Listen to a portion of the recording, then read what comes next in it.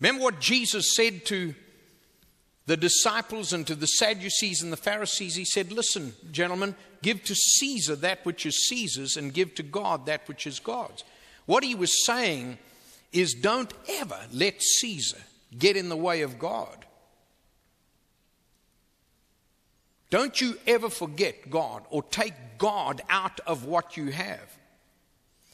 Jesus was saying, in essence, in this passage, and in all the illustrations, and there were hundreds, when I went to try and search out passages on money, there were just hundreds of them in the Bible. This is what Jesus was telling us about money. Number one, that money can bind us. It can bind us. B-I-N-D.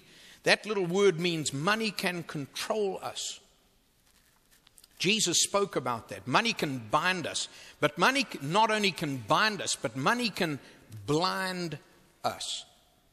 Money has the capacity to blind us, both socially and spiritually. You say socially? Yep.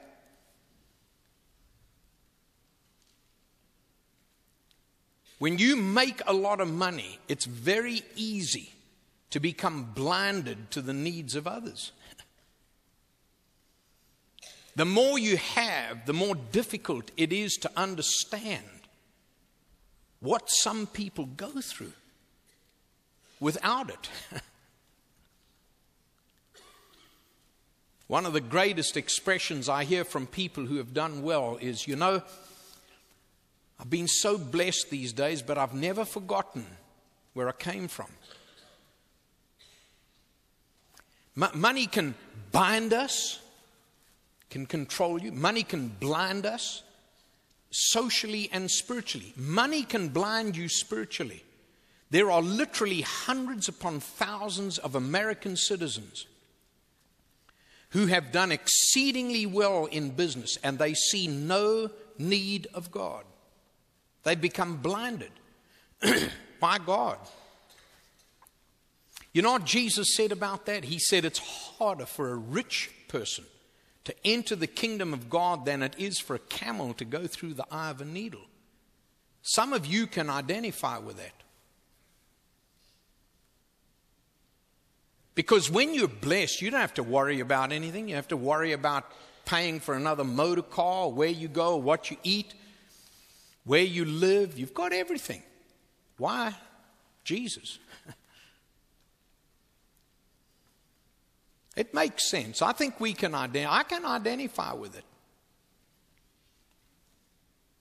Money can bind us and can blind us, but money can also grind us. It consumes us. Money can consume us, folks. Much like it did in this past election. Incidentally, does anybody have any idea how much money was spent on this election?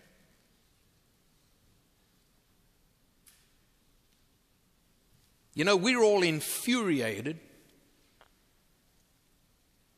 that Mahmoud Ahmadinejad from Iran criticized America because of the perverse amount of money spent on the election. But he's right.